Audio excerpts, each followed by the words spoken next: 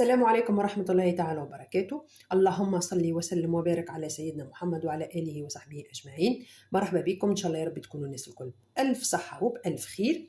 اليوم جبت لكم وصفة مزيانة، وصفة بمكونات منزلية، وصفتين: وصفة مقشرة ووصفة لتوحيد لون البشرة وتعطي إشراقة للبشرة، هكا على التخلص من اللون الباهت واختلاف لون البشرة. كيف ما تشوفوا في الوصفات قلت لكم لهنا عندي وصفتين. لهنا عندي قهوة، هذه قهوة التنوى متاع القهوة، وعندي ماء الورد ونشاء. مانيش راح نجمعهم الكل مع بعضهم، بالعكس لهنا مش نستعمل القهوة كمقشر. أول حاجة نبدأ بالقهوة. لهنا القهوة من أكثر الحاجات المزيانة تساعد على التقشير، وكيف ما قلت لكم قبل في وصفات ديما نحاول اني نقول الملاحظه هذه. اذا تحبي تاخذي نتيجه احسن للمرطبات للي ماسك سواء في الوجه ولا في الساقين ولا في اليدين، حاولي تعتمدي وصفه للتقشير. اول حاجه نبداو بها تقشير البشره، نتخلصوا من يعني البشره الميته، نفتحوا المسامات ومن بعد نستعملوا المرطب ولا الكريم اللي باش نستعمله. لهنا مش نعتمد القهوه للتقشير، تنجمي تعتمديها لليدين للساقين للركب، ما تخافيش منها، بالعكس راهي تعطي نتيجه رائعه. ولا هنا مش نعتمد وصفه المرطبه لليوم، هي بمكونين متوفرين عندنا ديما: ماء الورد والمايزينا. المايزينا اللي هو نشا الذرة. اللي هنا اول حاجه بديت بيها، انا سبقتكم وبديت بالتقشير. اللي هنا كما قلنا نعتمدوا التقشير سهل.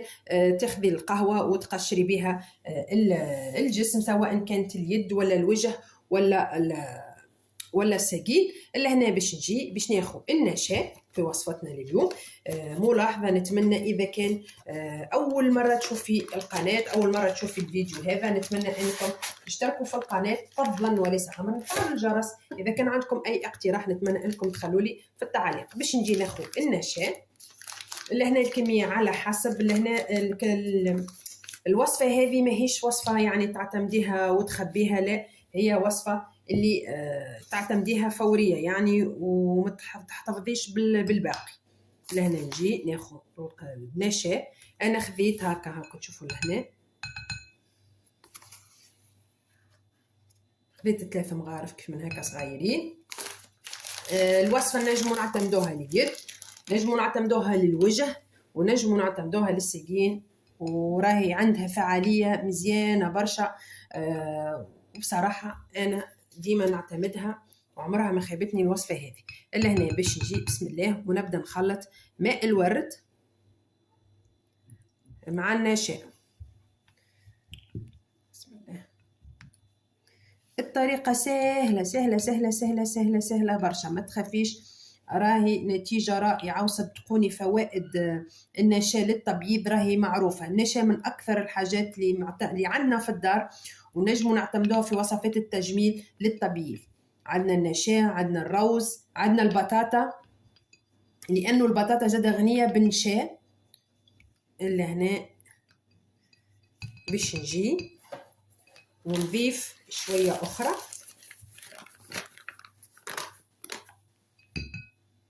ونقول لكم علاش انا صبيت كميه ماء ورد كبيره،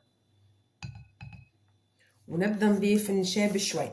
النشا من الحاجات اللي كي تضيفيه لها السوائل يكلكع، نقولوا احنا يكلكع يعني يعمل هكا، يولي هكا يابس. من المستحسن تحطي شويه نشا وتضيفي من بعد حطي برشا ماء ورد، ومن بعد تضيفي نشا بشوي اللي تتحصلي على كريم. علاش انا ما حبيتش نحط كميه نشا من الاول الكل. نجي ونضيف شويه اخرى باش النشا ما يكلكعليش. بدات الكريمه نتاعي نتحصل عليها.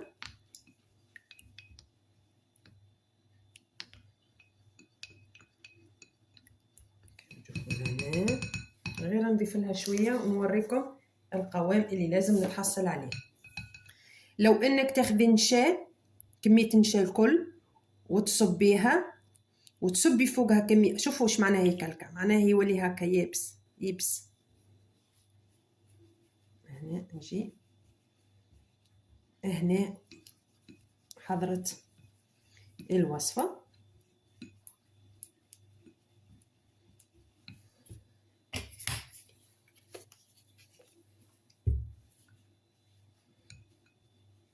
هذه الوصفة اللي حشتنا بها تكون هكا، ما تكونش سايحة وما تكونش طرية، تكونش يابسة عقدة وما تكونش سايحة، تكون عندنا الوصفة متاعنا كيف ما تشوفوا لهنا. هذه وصفتنا حاضرة. ايش نجي هكا، ويا اما نعتمد فرشات ولا هنا تعتمدي البانسو هذاك تاع التجميل، ولا تعتمدي اذا مش متوفر عندك ما تعتمديهوش، تجي وتاخذي الكمية هكا بشوية وتحطيها على الوجه هكا.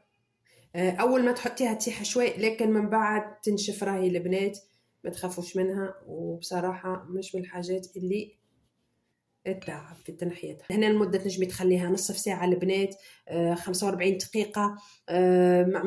ماهيش راح تأثر أصلا صدقوني. ريحة ماء الورد محلاها بزيانة، وما كش ما قلت لكم من الأول تسيح تخافي تقول تشوه لي دبشي، لكن من بعد راي يعني تنشف. هاك كيف ما تشوفوا لهنا نشفت في صبعي. من بعد ما نكملوا نعملوا هكا المساج على شكل دوائر.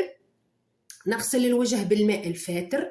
ولا هنا انا عندي مكون اخر هو نفس المكون ماء الورد، انا نستعمله بالطريقه هذه. ما خذته لهنا هكا واجد. انت تنجمي تاخذي يعني قاروره اللي فيها هكذا الراس هذا البخاخه، وتحطي بعد ما تغسلي بالماء الفاتر تجي لبشره الوجه ولا اليد وتضربي هكا وتخلي تتشرب هكا ماء الورد. من بعد ما تغسليهوش ماء الورد تخليه بالطريقه هذه. الناس اللي كما قلت لكم اللي عندهم مشاكل في اختلاف لون البشره، الوصفه هذه صدقوني واقسم بالله راهي فعاله. يعني شوفوها هكا انا الفرق، يعني كيف ما تشوفوا لهنا، شوفوا اللمعان نتاع ماء الورد.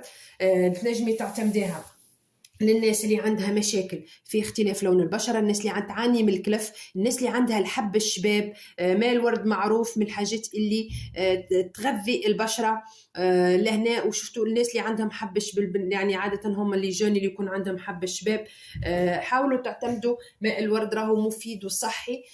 حاجه اخرى زاده ما ننساش نقولها، يعني الناس اللي عندهم يعني اختلاف كبير في لون البشره، مش الكلف نوع والاختلاف لون البشره نوع اخر. اختلاف لون البشره ينجم يكون ناتج على ضربه شمس يعني ولا ستريس، هما اللي يخليونا يكون عندنا اختلاف في لون البشره. نتمنى الوصفه اليوم تعجبكم. نتمنى اذا عندكم اي اقتراح تخلوا لي في التعليق. اذا كان عجبتكم الوصفه فضلا وليس امرا ما تنساوش تبارطاجيوا الفيديو. ما تنساوش اذا عندكم اي ملاحظه تخلوا لي في التعليق. دمتم في رعايه الله، ونلقاكم ان شاء الله في فيديو اخر ان شاء الله. دمتم في رعايه الله.